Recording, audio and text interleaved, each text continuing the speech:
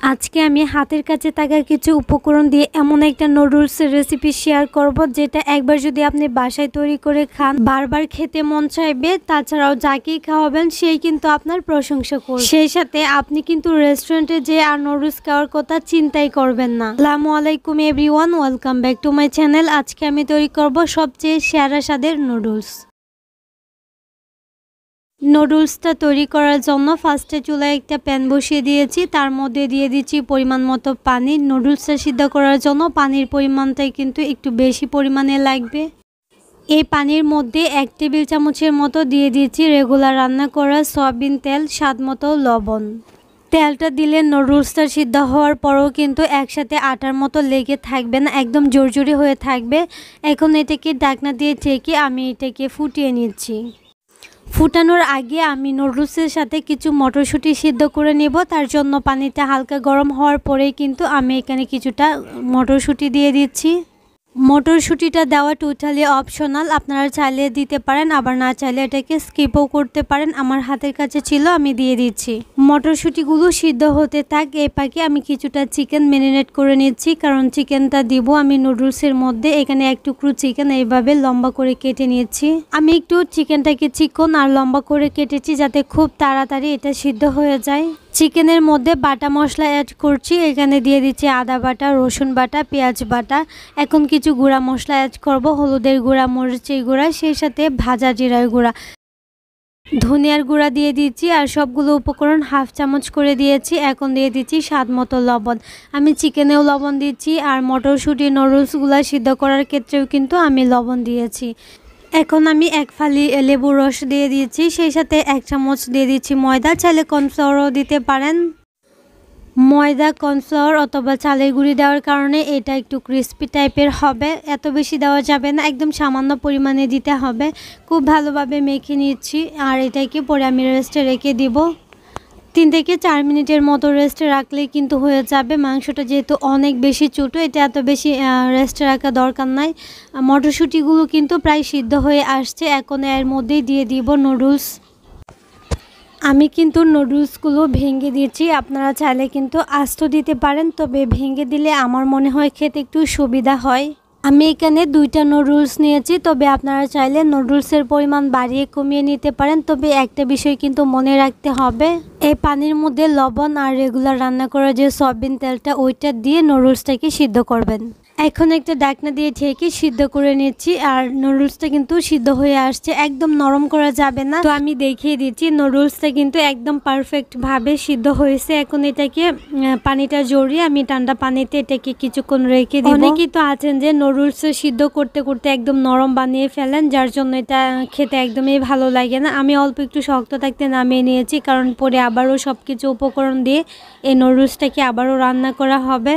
নুডলসটাকে একটা সাইডে রেখে দিচ্ছি, চিকেনটাকে ভেজে নিয়েছি। অল্প একটু তেল গরম করে নিয়েছি। আমি তেলটা বেশি ভালোভাবে গরম করি না, যার জন্য নিচে লেগে গেছে।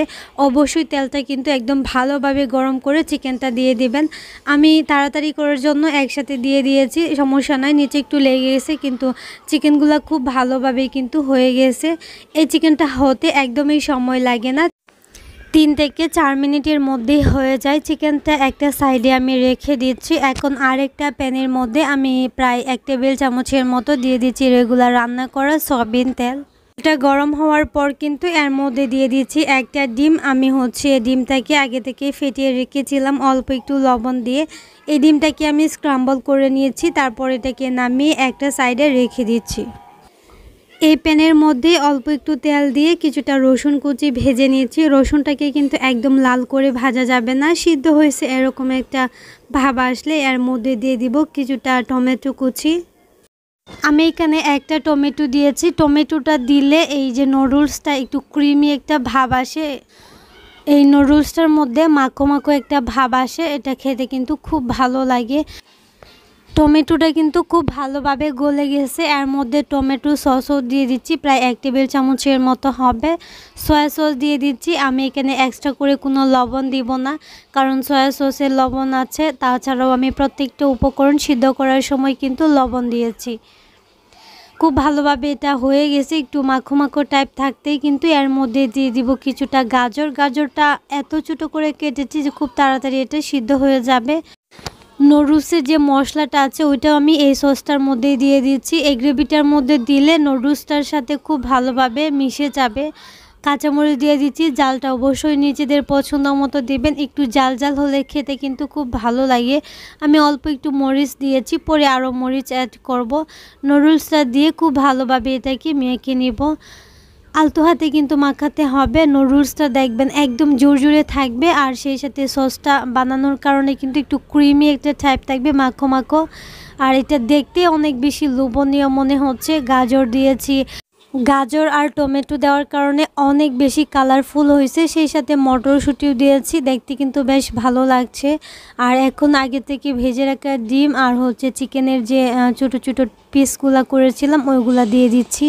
আমি প্রথমে চিকেনটা দিয়ে খুব ভালোভাবে নেড়েচেড়ে মিশিয়ে নিচ্ছি। আমি প্রত্যেকটা দিচ্ছি আর মিশাচ্ছি যাতে খুব ভালোভাবে নুডলসের সাথে মিশে যায়। আর এটা অবশ্যই চুলাটা অফ করে করবেন। এটা গরমটাতেই কিন্তু খুব ভালোভাবে একসাথে মিশে যাবে। এর থেকে বেশি জাল করলে নুডলসটা কিন্তু একদম আটা আটা হয়ে যাবে।